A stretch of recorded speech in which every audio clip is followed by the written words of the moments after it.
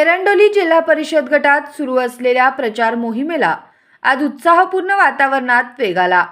या प्रचार मोहिमेचा शुभारंभ आमदार डॉक्टर सुरेश भाऊ खाडे यांच्या हस्ते करण्यात आला।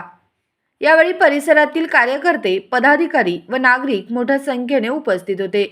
ढोल ताशांच्या गजरात व जल्लोषपूर्ण वातावरणात प्रचाराची सुरुवात करण्यात आली।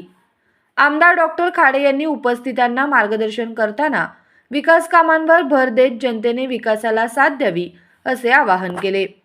ते पुढे म्हणाले की एरंडोली गटात रस्ते, पाणी पुरवठा, शिक्षण व आरोग्य या क्षेत्रात मोठ्या प्रमाणात कामे झाली असून पुढील काळातही या भागाचा सर्वांगीण विकास करण्यासाठी आपण कटिबद्ध आहोत।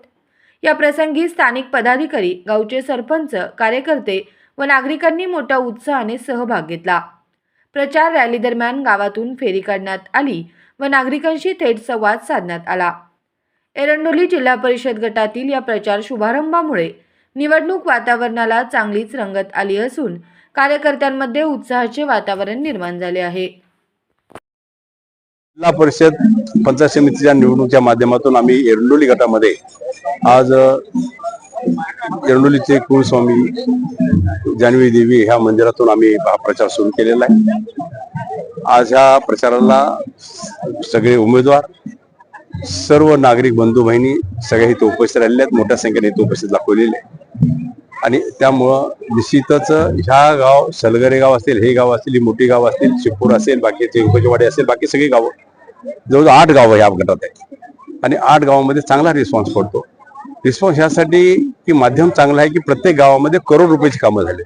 आज मी तुम्हाला लिस्ट देतो, तुम्ही छापाई। ही लिस्ट जवळजवळ ह्या गटामध्ये आतापर्यंत 2009 ते 2025 ह्या अखेर 216 कोटी 95,94,000 रुपये मी दिले, बरोबर ना। हे लिस्ट आहे, प्रत्येक गावाच्या कामाची लिस्ट आहे आणि एवढे जर पैसे मी दिले असेल तर विकास झाला असेल गावचा। हे आपण आलेले पूल आहेत, हे कुणी मला निवेदन दिलं नव्हतं, पण ही अडचण मी लक्षात घेऊन हे दोन्ही पूल मी बांधून घेतले, त्यासाठी पैसा आणला आपण। गावातले रस्ते झाले, गावाला गाव जोडणारे रस्ते झाले, पाण्याच्या स्कीम, जलजीवन मशीनच्या स्कीमचा मी सांगू इच्छितो की मला असं ऐकायला मिळालं की हे जलजीवनच्या स्कीमचा घोटाळा इथं झालाय मोठा। इलेक्शन झाल्यानंतर ह्या घोटाळ्याला निश्चित पर्दाफाश केला जाईल त्याचा, आणि ज्यांनी हे केलं असेल, ज्यांनी झालं असेल त्यांच्यावर कडक कारवाई केली जाईल, हे मी आज सांगतो। तर ह्या दृष्टिकोनातून आपण काम करत असताना आपण हेच मागतो, विकास करून मतदान मागतोय।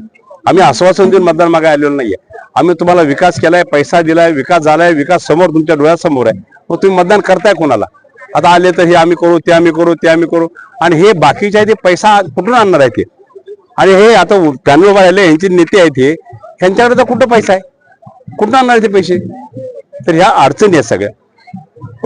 विकास थांबवू नका, विकासाला गती द्या।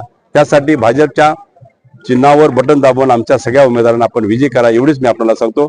आमचे उमेदवार आहेत सौ जयश्री तानाजी पाटील, ह्या सलगरमध्ये जिल्हा परिषद उभे आहेत, सौ मनीषा रायगोंडा पाटील हे आमच्या इथल्या पंचायत समितीचे आहेत, आणि बेळंकीचे आहेत आमचे कोरे सर आहेत, कोरे सरांच्या त्यांच्या माध्यमातून असे तगडे उमेदवार आम्ही इथे दिले आहेत। त्यांना आपण 5 तारखेला कमळाच्या पुढचं बटन दाबावं आणि यांना निवडून द्यावं, एवढीच मी आपल्याला विनंती करतो। धन्यवाद। महापालिकेत जे केलं की भाजप विरुद्ध एकत्र लढण्याचा प्रयत्न केला, अपयश झाले, विकासाचा मुद्दा न घेता वैयक्तिक राजकारण, टीका टिप्पणी फक्त विरोधक। आता जनता शानी झाल्यास जनतेला विकास पाहिजे, माणूस हाकेला ओ देणारा पाहिजे, सुखादुखात साथ देणारा माणूस पाहिजे, ही जनता ओळखते।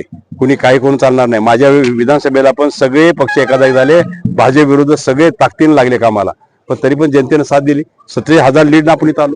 आज नगरपालिका बघितलं तरी सुद्धा जनतेने साथ दिली आपल्याला।